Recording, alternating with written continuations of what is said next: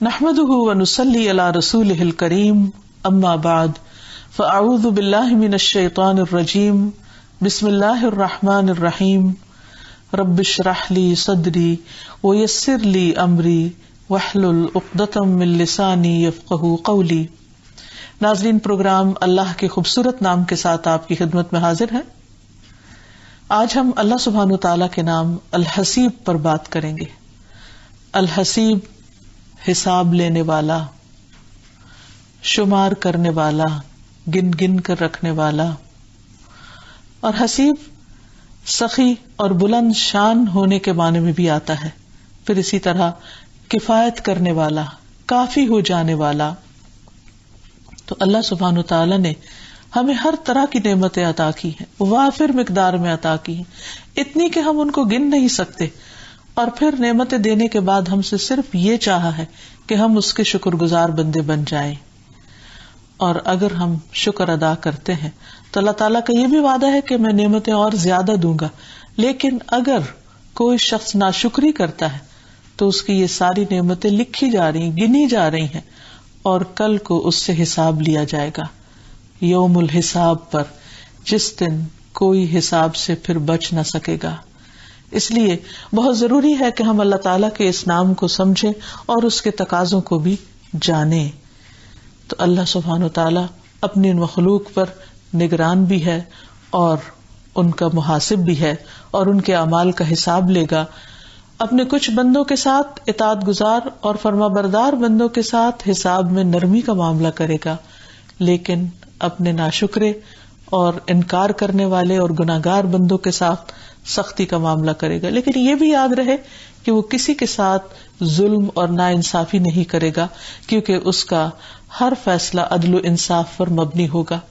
اس نے دنیا میں انسانوں کے اعمال کو لکھوانے کے لیے فرشتے مقرر کر رکھے ہیں جو ایک ایک حرکت اور ایک ایک سکون کو وہ نوٹ کر رہے ہیں، اور جب وہ جزا دی جائے گی تو انسان کے اعمال کے مطابق ہوگی، کسی پر کوئی ظلم اور زیادتی نہ کی جائے گی۔ تو سب سے پہلے یہ کہ دنیا میں اللہ سبحانہ وتعالیٰ نے انسان کو جو کچھ دیا وہ دنیا میں اس پر حساب نہیں لیتا، بلا حساب عطا کیا ہے، اتنا جو ہم گن بھی نہیں سکتے۔ یہاں پھر یہ بات یاد رکھنی چاہیے کہ مخلوق کو اللہ تعالیٰ نے جو کچھ دینا ہے وہ ضرور ان کو مل کر رہے گا، اور مقرر کردہ رزق ہر ایک کے حصے میں ضرور آئے گا۔ رسول اللہ صلی اللہ علیہ وسلم نے فرمایا، رزق بندے کو اس طرح پا لیتا ہے جیسے اس کی موت اس کو پا لیتی ہے۔ پھر اللہ سبحانہ تعالیٰ بندے کو بلا حساب دینے والا ہے۔ قرآن مجید میں اللہ تعالیٰ فرماتے ہیں، وَاللَّهُ يَرْزُقُ مَن يَشَاءُ بِغَيْرِ حساب، اور اللہ بندوں میں سے جس کو چاہتے ہیں بغیر حساب کے رزق عطا کرتے ہیں۔ پھر اسی طرح صبر کرنے والوں کو بلا حساب جزا دینے والے ہیں۔ انما يوفى الصابرون اجرهم بغیر حساب، صبر کرنے والوں کو ان کا اجر بے حساب دیا جائے گا۔ پھر اسی طرح نیک عمل کرنے والوں کو جنت میں بے حساب رزق عطا کیا جائے گا۔ فرمایا، من عمل سیئۃ فلا یجزى الا مثلها ومن عمل صالحا من ذکر او انثى وهو مؤمن فاولئک يدخلون الجنة ويرزقون فيها بغیر حساب۔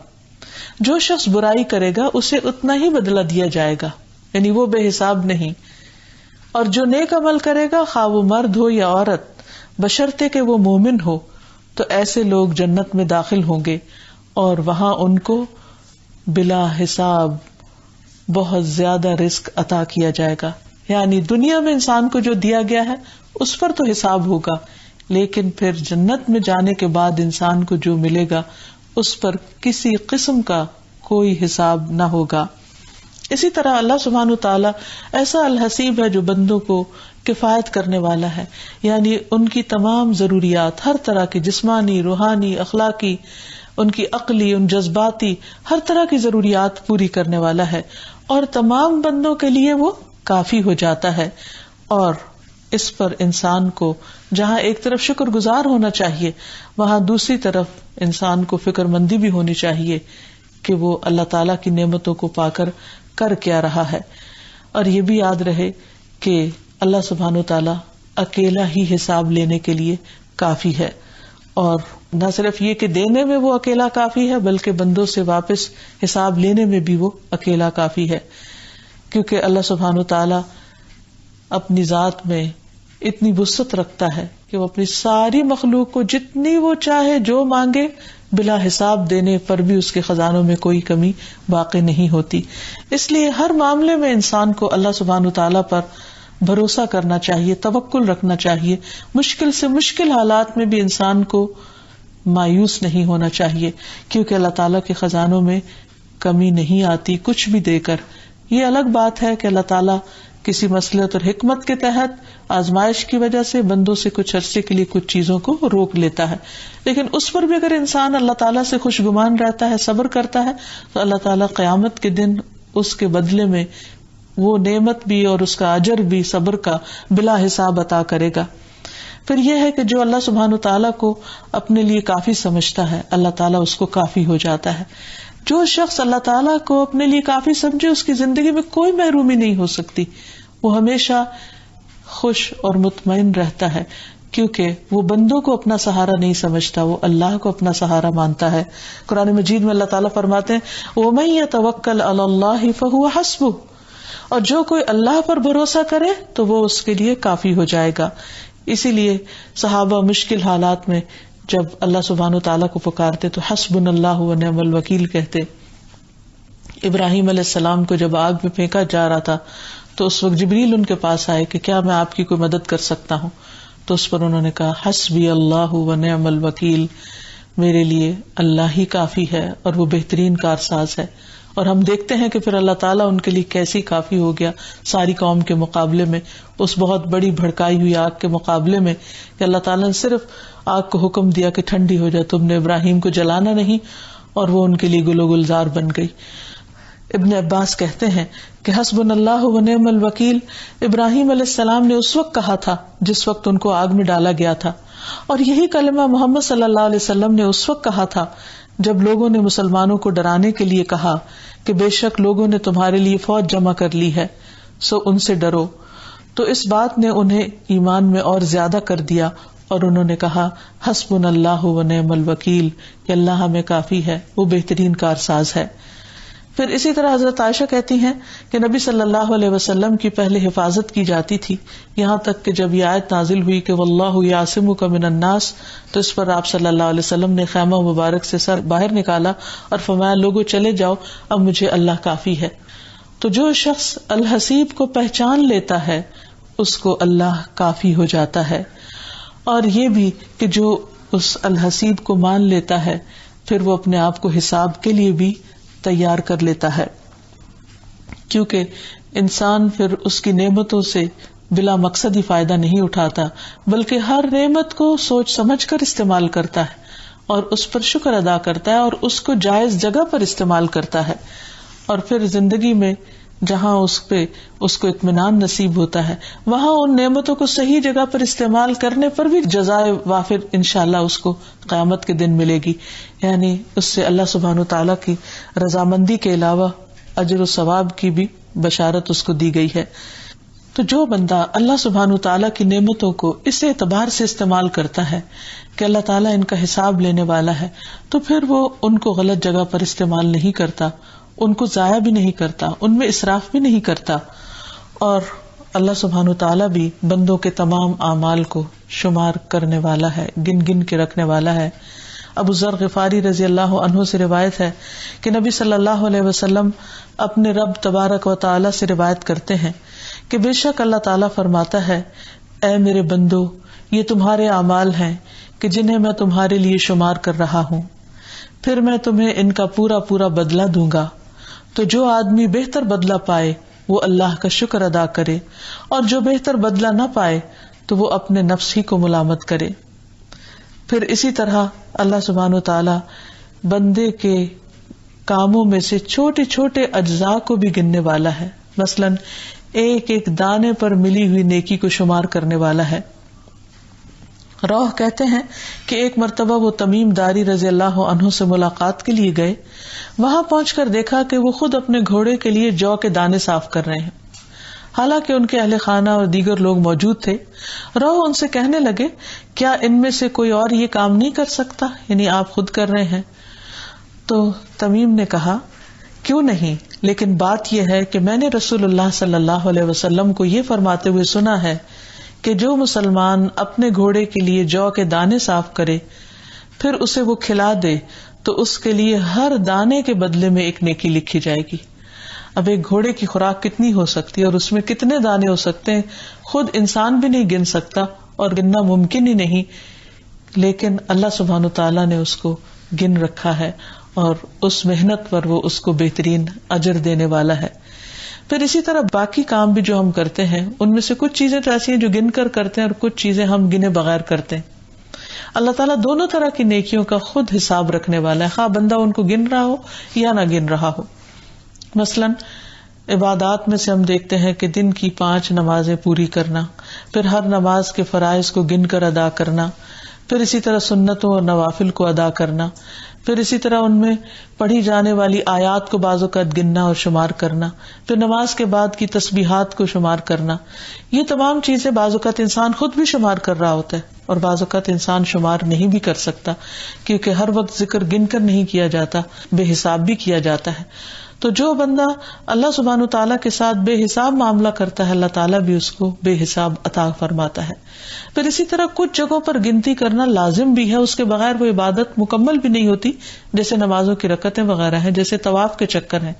لیکن طواف کے چکر جب گن کر انسان ادا کرتا ہے تو اس پر کیا اجر ہوتا ہے. حدیث میں آتا ہے کہ جو شخص گن کر طواف کے 7 چکر لگائے اور 2 رکعت نماز پڑھے تو یہ ایک غلام آزاد کرنے کے برابر ہے.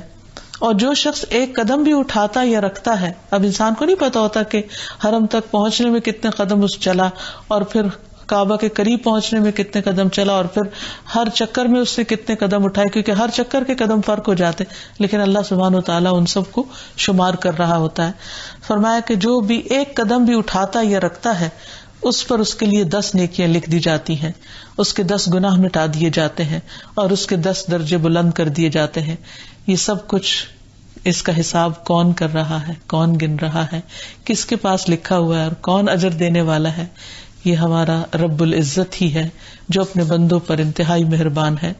اور پھر قیامت کے دن تو تمام اعمال گنے ہوئے سامنے آئیں گے نامہ اعمال میں. اسی لیے انسان جب بک آف ڈیڈز کو دیکھے گا، اپنے اعمال نامے کو دیکھے گا تو پکار اٹھے گا کہ ما لہذا الکتاب لا یغادر صغیرۃ ولا کبیرۃ الا احصاها، کہ اس کتاب کو کیا ہو گیا ہے، اس نے نہ کوئی چھوٹی چیز چھوڑی ہے اور نہ بڑی چیز چھوڑی ہے، کہ ہر چیز کو گن گن کر لکھ دیا ہے. مثلاً یہ کہ کتنے جھوٹ بولے اس شخص نے زندگی میں، پوری کیلکولیشن سامنے آ جائے گی. کتنی دفعہ غیبت کی، کتنی دفعہ کسی کا حق مارا، کتنی گالی دی یا کتنا ذکر کیا یا کون سا کام کتنا، تو پورے گرافس اور پورا حساب کتاب، پورے اسٹیٹسٹکس اس کے سامنے آ جائیں گے اور اس میں سے انسان کسی ایک چیز کو بھی جھٹلا نہ سکے گا، کیونکہ ہر چیز اپنے پورے ریکارڈ کے ساتھ وہاں پر ثبت ہوگی. پھر اسی طرح اللہ تعالیٰ فرماتے ہیں وَنَدَعُ الْمَوَازِينَ الْقِسْطَ لِيَوْمِ الْقِيَامَةِ فَلَا تُظْلَمُ نَفْسٌ شَيْئًا وَإِنْ كَانَ مِثْقَالَ حَبَّةٍ مِّنْ خَرْدَلٍ أَتَيْنَا بِهَا وَكَفَى بِنَا حَاسِبِينَ. اور ہم روز قیامت انصاف کے ترازو رکھیں گے اور کسی کی کچھ بھی حق تلفی نہ ہوگی، اور اگر کسی کا رائی کے دانے برابر بھی عمل ہوگا تو وہ بھی سامنے لائیں گے اور حساب کرنے کو ہم خود کافی ہیں. یعنی اللہ سبحانہ تعالیٰ نہ کسی پر کوئی زیادتی کریں گے، نہ کسی کا حق ماریں گے، اور فرمایا کسی کا رائی کے دانے برابر بھی عمل ضائع نہ ہوگا، وہ بھی شمار کر کے لکھا ہوگا، وہ بھی گنا جا چکا ہوگا. پھر اسی طرح انسان کے اعمال کو تولا جائے گا، زبان کی باتوں کو بھی تولا جائے گا، کلمہ لا الہ الا اللہ کو بھی وزن کیا جائے گا.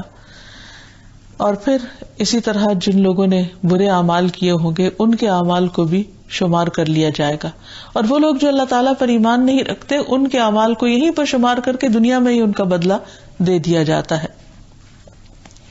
اور یاد رکھیے یہ سب کچھ اس لیے شمار کیا جا رہا ہے کہ الحسیب قیامت کے دن حساب لے، تو وہ حساب لینے والا ہے. قرآن مجید میں اللہ تعالیٰ فرماتے ہیں ان الینا ایابہم ثم ان علینا حسابہم، ان سب کا لوٹنا ہماری ہی طرف ہے، پھر ان سب کا حساب بھی ہمارے ہی ذمہ ہے، یعنی ہمیں اپنی ذمہ داری کو پورا کرنا ہے اور ہم حساب لیں گے. اور اس پر اللہ تعالیٰ فرماتے ہیں وَكَفَى بِنَا حَاسِبِينَ، کہ ہم کافی ہیں حساب لینے کے لیے. تو اس بات پر ہمارا ایمان ہونا چاہیے کہ ہماری یہ زندگی ایسے ہی بے مقصد نہیں، یا جو کچھ بھی ہم کر رہے ہیں یوں ہی فضول ضائع نہیں جانے والا، بلکہ ہر چیز کو شمار کیا جا رہا ہے. اور اللہ تعالیٰ کسی ایک بھی عمل سے غافل نہیں ہوتا.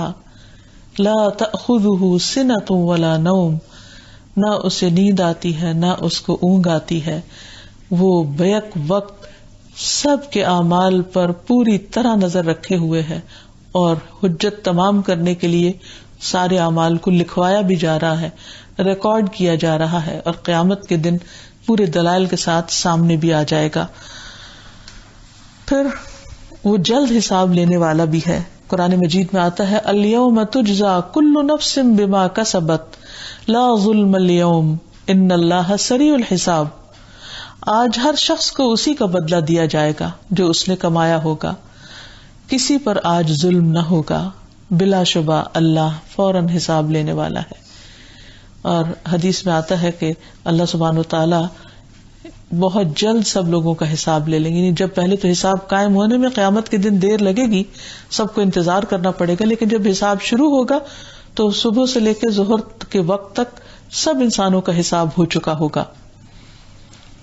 لیکن ہم میں سے کتنے لوگ ہیں جو اس حساب کے دن کو یاد رکھنے والے ہوں. اسی لیے اللہ سبحانہ وتعالیٰ فرماتے ہیں اقترب للناس حسابهم وهم فی غفلۃ معرضون، لوگوں کے حساب کا وقت قریب آ چکا اور وہ ہیں کہ غفلت میں منہ پھیرے ہوئے ہیں، توجہ ہی نہیں کرتے، یہ بات سننا ہی نہیں چاہتے، حالانکہ ان کی غفلت اور ان کے توجہ نہ کرنے سے ان کا حساب ٹل نہیں جائے گا، ختم نہیں ہوگا.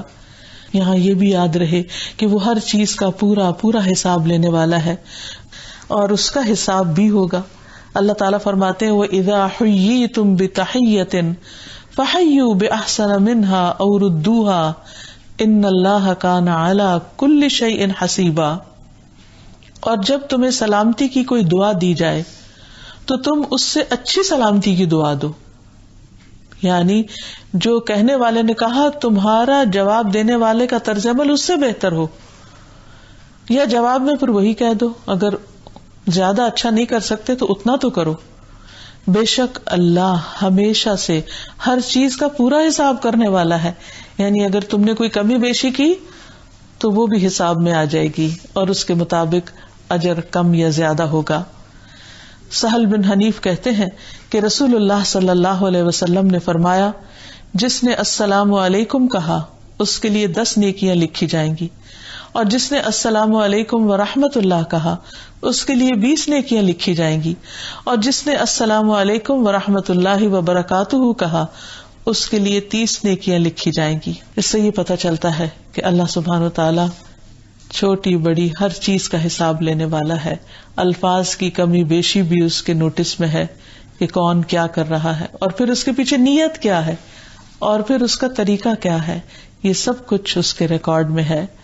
کیونکہ اللہ سبحانہ وتعالی تو ایک رائی کے دانے برابر چیز کو بھی لکھوا رہا ہے اور اس کا بھی حساب لے گا. کیونکہ اللہ سبحانہ وتعالی تو ایک رائی کے دانے برابر چیز کو بھی سامنے لا کر رکھ دے گا اور اس پر بھی حساب لے گا. پھر یہ بھی یاد رہے کہ صرف ظاہری اعمال نہیں، صرف بڑے بڑے کام نہیں، صرف سلام دعا نہیں، بلکہ ہر ظاہر اور پوشیدہ بات پر حساب ہوگا. فرمایا للہ ما فی السماوات وما فی الارض وان تبدوا ما فی انفسکم او تخفوہ یحاسبکم بہ اللہ فیغفر لمن یشاء ویعذب من یشاء واللہ علی کل شیء قدیر. جو کچھ آسمانوں اور زمین میں ہے سب اللہ ہی کا ہے، اور جو کچھ تمہارے دلوں میں ہے خواہ تم اسے چھپاؤ یا اسے ظاہر کرو، اللہ تم سے اس کا حساب لے لے گا. پھر جسے چاہے گا بخش دے گا، جسے چاہے گا سزا دے گا، اور وہ ہر چیز پر پوری قدرت رکھتا ہے. پھر یہ بھی یاد رہے کہ وہ ہر ایک سے حساب لینے والا ہے، یعنی حساب کے مرحلے سے سب کو گزرنا ہے۔ یہ الگ بات ہے کہ کچھ لوگوں کے صرف اعمال پر نظر ڈال کر ان سے کچھ پوچھ گچھ نہ کرے، لیکن حساب کے لیے پیش ضرور ہونا ہے سب کو۔ یومئذ تعرضون لا تخفی منکم خافیہ، جس دن تم پیش کیے جاؤ گے اور تم سے کوئی بھی چیز چھپی نہ رہے گی۔ نبی صلی اللہ علیہ وسلم نے فرمایا قیامت کے دن سینگ والی بکری سے بے سینگ والی بکری کا بھی قصاص لیا جائے گا، یعنی انسان تو انسان، جانور بھی جو ایک دوسرے پر ظلم کرتے ہیں ان کا بھی ایک دفعہ حساب ہوگا اور پھر ان کو ہمیشہ کے لیے ختم کر دیا جائے گا، لیکن حساب ہوگا، بدلہ ہوگا، اور پھر ہر ایک سے فردن فردن حساب ہوگا، ہر ایک الگ الگ پیش ہوگا۔ اسی لیے نبی صلی اللہ علیہ وسلم نے اپنی امت کو خبردار کیا کہ اللہ تعالیٰ قیامت کے دن تم سے اس طرح کلام کرے گا، ہر ایک سے الگ الگ، کہ اللہ اور بندے کے درمیان کوئی ترجمان نہیں ہوگا، کوئی انٹرپریٹر نہیں ہوگا۔ پھر وہ دیکھے گا تو اس کو آگے کوئی چیز نظر نہیں آئے گی، نہیں انسان کو، وہ اپنے سامنے دیکھے گا تو اس کو آگ نظر آئے گی۔ بس تم میں سے جو شخص بھی آگ سے بچنے کی استطاعت رکھتا ہو تو وہ آگ سے ضرور بچے، خواہ کھجور کا ایک ٹکڑا ہی صدقے میں دے کر کیوں نہ۔ پھر اسی طرح حساب لی جانے والی چیزوں میں سب سے پہلے نماز کا حساب ہوگا۔ نبی صلی اللہ علیہ وسلم نے فرمایا قیامت کے دن بندے کا سب سے پہلے نماز کا حساب ہوگا، اگر یہ درست ہوئی تو اس کے باقی اعمال بھی درست ہوں گے، اور اگر اس میں خرابی آ گئی تو بقیہ اعمال میں بھی بگاڑ آ جائے گا۔ اور ویسے بھی اگر دیکھا جائے تو دنیا میں ہی انسان کو پتہ چل جاتا ہے کہ اگر اس کی نماز اچھی ہے تو باقی نیکیاں بھی ہونے لگتی ہیں، لیکن اگر نماز میں گڑبڑ ہو گئی تو باقی نیکیوں پر بھی اس طرح پھر انسان کی توجہ نہیں رہتی، یا اس کے دل کے اندر ان کی وہ حرص نہیں رہتی، یا نیت کی بعض اوقات خرابی ہو جاتی ہے۔ تو نماز اسی لیے مقرر کی گئی ہے کہ وہ دنیا میں بھی ہمارے اندر ایک اعتدال پیدا کرے اور ہمیں ایک کانشیس مسلمان بنائے، اور پھر آخرت میں بھی باقی اعمال کی درستگی کا ذریعہ بنے۔ پھر اسی طرح دنیا میں جو نعمتیں دی گئی ہیں ان کے بارے میں بھی قرآن مجید میں آتا ہے وَلَتُسْأَلُنَّ يَوْمَئِذٍ عَنِ النَّعِيمِ، اس دن تم سے نعمتوں کے بارے میں ضرور سوال کیا جائے گا۔ پھر اسی طرح ہم دیکھتے ہیں کہ یوم الحساب کو میدان حشر میں تو حساب کتاب ہوگا، لیکن اس کے بعد جب بندے پل صراط بھی پار کر لیں گے اور وہ جہنم سے نجات پا جائیں گے تو بھی ان کو ایک اور حساب کے لیے قنطرہ پر روک لیا جائے گا۔ قنطرہ ایک چھوٹا پل ہے جو جنت میں داخلے سے بالکل پہلے آئے گا۔ اس پر کیا ہوگا اس بارے میں حدیث آتی ہے کہ مومن آگ سے نکل جائیں گے اور ان کو قنطرہ ایک پل پر روک لیا جائے گا جو جنت اور دوزخ کے درمیان ہوگا۔ تو دنیا میں جو ان کے بعض مظالم تھے، یعنی ایک دوسرے پر کوئی زیادتیاں کی ہوں گی اہل ایمان نے، ان کا ایک دوسرے سے قصاص دلوایا جائے گا، یہاں تک کہ جب ان کو پاک صاف کاٹ چھانٹ کر دیا جائے گا تو ان کو جنت میں داخل ہونے کی اجازت دے دی جائے گی۔ تو اس لیے انسان کو بہت کیئرفل ہو کر زندگی بسر کرنے کی ضرورت ہے۔ انسان کبھی بھی اس خوشگمانی میں نہ رہے کہ وہ بڑے بڑے نیکی کے کام کر رہا ہے تو اس کے ساتھ اگر لوگوں پر وہ زیادتی کر جائے گا تو کوئی پوچھنے والا نہیں۔ جنت میں داخلے سے پہلے سب کے دلوں کو دھویا جائے گا، صاف کیا جائے گا، اور اگر کسی کی کسی پر زیادتی ہوگی تو معافی تلافی کرائی جائے گی، یا پھر ایک کی نیکیاں دوسرے کو دے دی جائیں گی اور ایک کا مقام دوسرے کے مقابلے میں زیادہ اونچا ہو جائے گا کیونکہ وہ مظلوم تھا اور اس کو ظالم سے نیکی مل گئی۔ پھر اسی طرح یہ ہے کہ جب انسان کو اللہ سبحانہ وتعالیٰ کی اس نام کا علم ہو جائے اور اللہ تعالیٰ کی اس صفت پر اس کو یقین ہو جائے تو اس کا انسان کی عملی زندگی میں بھی اثر نظر آنا چاہیے، اور اس میں سب سے پہلی چیز تو یہ کہ انسان اپنی سوچ کو درست کرنے والا ہو۔ اللہ سبحانہ وتعالیٰ الحسیب ہے، شان والا ہے، بڑی حسب والا ہے۔ بندے کو یہ زیبا نہیں کہ وہ اپنے حسب نسب پر فخر کرے، کیونکہ یہ جاہلیت کے طور طریقوں میں سے ہے۔ عبودیت کے بغیر، اللہ کی عبادت کے بغیر کسی بھی حسب نسب کی کوئی وقت نہیں ہے۔ انسان کو آگے بڑھانے والی چیز اس کا عمل ہے۔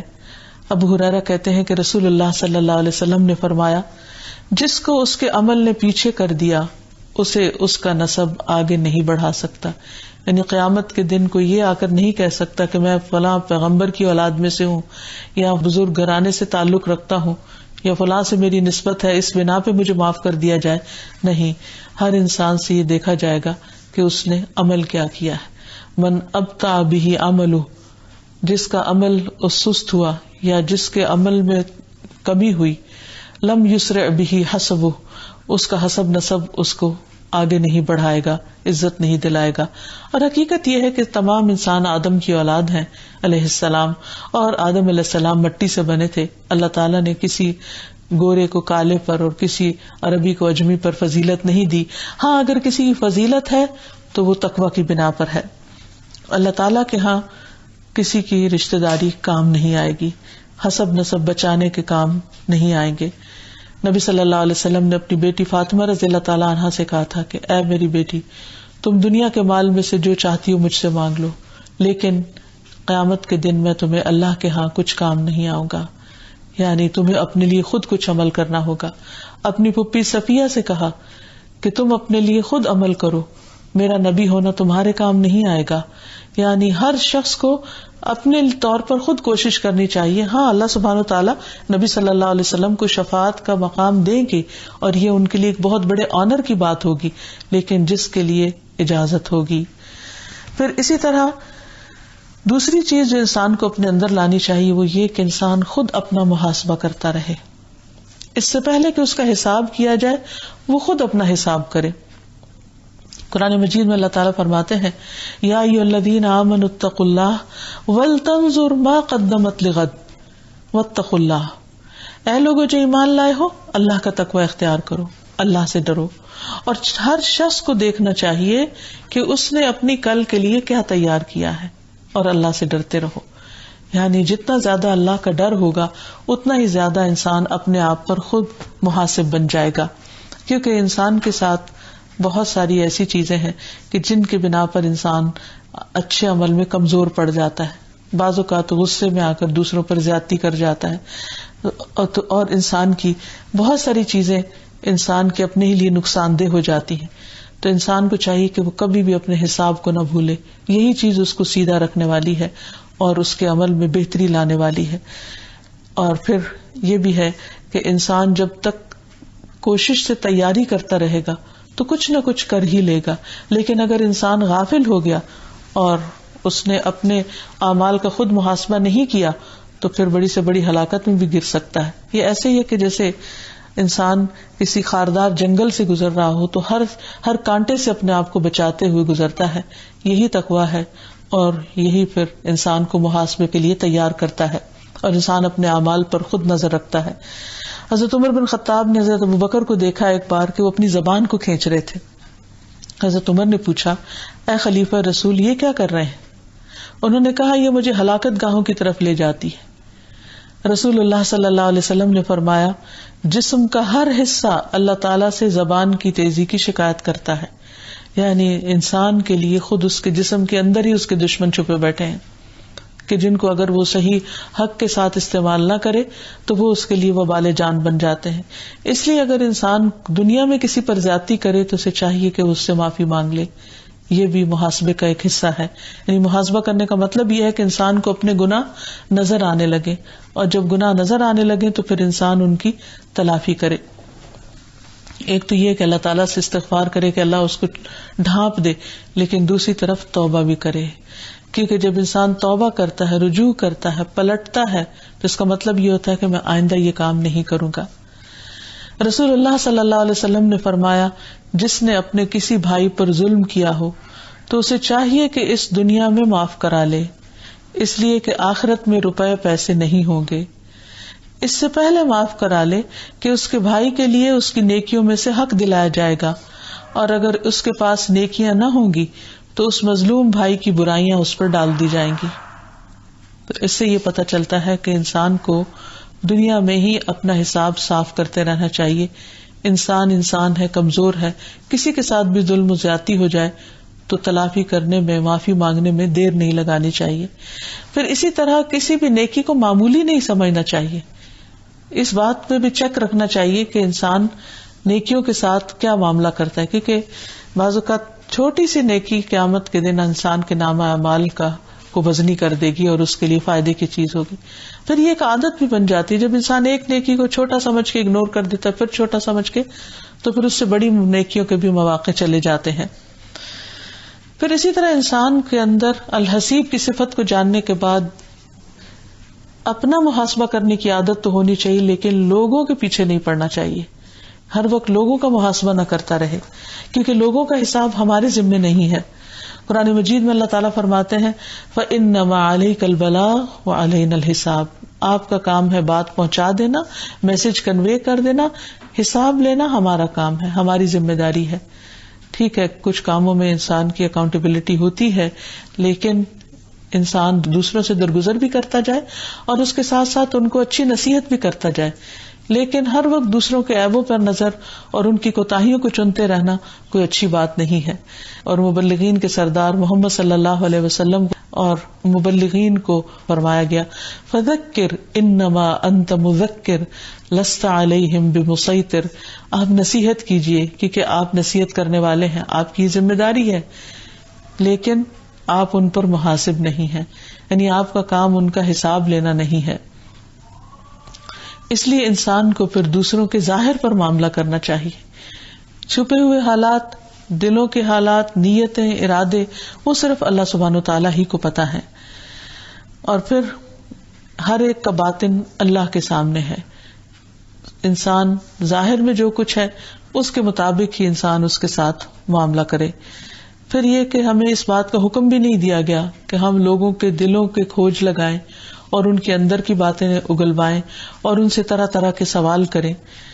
اور اسی طرح اس بات سے بھی بچنا چاہیے کہ انسان کسی کے پوشیدہ حالات اور کسی کے عام طور پر جو اس کے معمولات ہیں ان کا تجسس کرے اور اس میں ان کی ایسی باتوں کی کے پیچھے پڑ جائے کہ جو عیب سے تعلق رکھتی ہوں, کیونکہ جو کسی کے عیبوں کے پیچھے پڑ جاتا ہے اللہ سبحانہ و تعالیٰ اس کو اس کے گھر میں بھی رسوا کر کے چھوڑتا ہے. معاویہ کہتے ہیں میں نے رسول اللہ صلی اللہ علیہ وسلم کو یہ فرماتے ہوئے سنا کہ بے شک اگر تو لوگوں کے عیبوں کی ٹوہ میں لگا رہے گا تو انہیں خراب کر دے گا, یعنی اس سے اصلاح نہیں ہوگی, یا فرمایا کہ قریب ہے کہ تو انہیں بگاڑ دے. پھر اسی طرح انسان کو بلا حساب جنت میں لے جانے والے کام بھی کرنے چاہیے.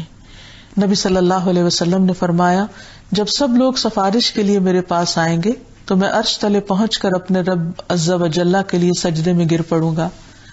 پھر اللہ تعالیٰ مجھ پر اپنی حمد و ثنا کے دروازے کھول دے گا جو مجھ سے پہلے کسی کو عطا نہیں کیے گئے تھے, وہ محامد بتائے نہیں گئے تھے. پھر کہا جائے گا اے محمد اپنا سر اٹھائیے, مانگیے آپ کو دیا جائے گا, شفاعت کیجیے آپ کی شفاعت قبول ہو جائے گی. اب میں اپنا سر اٹھاؤں گا اور عرض کروں گا اے میرے رب میری امت, اے میرے رب میری امت, میری امت پر کرم کر. کہا جائے گا اے محمد صلی اللہ علیہ وسلم اپنی امت کے ان لوگوں کو جن پر کوئی حساب نہیں ہے جنت کے داہنے دروازے سے داخل کیجیے, ویسے انہیں اختیار ہے جس دروازے سے چاہیں دوسروں کے ساتھ داخل ہو سکتے ہیں. پھر آپ نے فرمایا اس ذات کی قسم جس کے ہاتھ میں میری جان ہے, جنت کے دروازے کے دونوں کناروں میں اتنا فاصلہ ہے جتنا مکہ اور ہمیر میں ہے یا مکہ اور بصرہ میں ہے, یعنی وہ اور دروازے بہت کھلے کھلے ہوں گے. یعنی کچھ لوگ ایسے ہوں گے کہ جن کو بلا حساب جنت میں داخل کر دیا جائے گا. نبی صلی اللہ علیہ وسلم نے فرمایا اللہ عز و جل نے مجھ سے وعدہ فرمایا ہے کہ میری امت کے 70,000 لوگوں کو بلا حساب کتاب جنت میں داخل فرمائے گا اور ہر 1000 کے ساتھ مزید 70,000 ہوں گے. اور ان میں سے کون لوگ ہوں گے کہ جو دنیا سے بے رغبتی کرنے والے اور اپنے مولا کا حق ادا کرنے والے, مرض پر مسلسل صبر کرنے والے, پھر پہلی صف میں ثابت قدمی سے قتال کرنے والے, مہاجرین کی مسلسل اللہ کی راہ میں رہنے والی جماعت. رسول اللہ صلی اللہ علیہ وسلم نے فرمایا کیا تم میری امت کی اس جماعت کو جانتے ہو جو سب سے پہلے جنت میں داخل ہوگی؟ میں نے کہا اللہ اور اس کا رسول ہی بہتر جانتے ہیں. آپ نے فرمایا وہ جماعت مہاجرین کی ہے, وہ روز قیامت جنت کے دروازے پر آ کر دروازہ کھولنے کا مطالبہ کریں گے. دربان ان سے پوچھے گا آیا تمہارا حساب کتاب ہو چکا؟ وہ کہیں گے کس موضوع پر ہم سے حساب کتاب لیا جائے گا؟ مرتے دم تک اللہ کے راستے میں ہماری تلواریں ہمارے کندھوں پر رہیں. وہ ان کے لیے دروازہ کھول دے گا اور داخل ہو کر عام لوگوں کے داخلے سے پہلے 40 سال کا قیلولہ بھی کر چکے ہوں گے. اللہ سبحانہ وتعالیٰ کے اس نام کا علم ہونے کے بعد ہمیں اللہ تعالیٰ سے اس نام کے ذریعے دعا بھی کرنی چاہیے، کیونکہ اللہ تعالیٰ فرماتے ہیں فَلِلَّهِ الْأَسْمَاءُ الْحُسْنَى فَادْعُوهُ بِهَا، اللہ کے ہیں اچھے اچھے نام، اسے ان ناموں کے ساتھ پکارو. اس لیے ہمیں کثرت سے حسبنا اللہ و نعم الوکیل پڑھنا چاہیے، خصوصاً مشکل حالات میں حسبی اللہ و نعم الوکیل کا ورد کرنا ضروری ہے. پھر اسی طرح صبح و شام حسبی اللہ لا الہ الا ہوا علیہ توکلت وہو رب العرش العظیم پڑھا جائے کہ مجھے اللہ کافی ہے، اس کے سوا کوئی معبود نہیں، میں نے اسی پر بھروسہ کیا اور وہی عرش عظیم کا رب ہے. پھر مشکل حالات میں اللہ کے کافی ہونے کی دعا. نبی صلی اللہ علیہ وسلم نے فرمایا میں کیسے خوش و خرم رہ سکتا ہوں، ادھر سور پھونکنے والا فرشتہ اپنے منہ میں سور لے چکا ہے، اس نے اپنی پیشانی جھکا دی ہے، اپنا کان لگا دیا ہے، اب وہ نفخ کے حکم کا انتظار کر رہا ہے، یعنی سور پھونکنے کا. مسلمانوں نے کہا اللہ کے رسول صلی اللہ علیہ وسلم ہم اس پریشانی میں کیا کہیں، یعنی اتنا مشکل سب کچھ سامنے آنے والا ہے تو کریں کیا؟ آپ نے فرمایا یہ کہو حسبنا اللہ و نعم الوکیل علی اللہ توکلنا، اللہ ہمیں کافی ہے اور وہ بہترین کارساز ہے، ہم نے اپنے رب پر توکل کیا ہے. پھر اسی طرح جب لوگ تکلیف دیں تو اس وقت بھی اللہ کو پکارا جائے اور اللہ کی کفایت کو کافی سمجھا جائے. حسبی اللہ و نعم الوکیل آزمائشوں کے وقت، تکلیف کے وقت، پھر اسی طرح حساب کے دن کی معافی کے وقت اس کے لیے ربنا اغفر لی ولوالدی وللمؤمنین یوم یقوم الحساب. پھر حساب کی تنگی سے پناہ مانگی جائے اور اس کے لیے دعا کرنی چاہیے کہ اللہم حاسبنا حسابا یسیرا، اے اللہ جو حساب لینے والا ہے تو ہم سب کا حساب بہت آسان کر دینا. اللہ تعالی ہم سب پر اپنی رحمت نازل فرمائے اور ہمیں ان لوگوں میں شامل کر دے جو جنت میں بلا حساب داخل ہو جائیں گے. وآخر دعوانا ان الحمد للہ رب العالمین.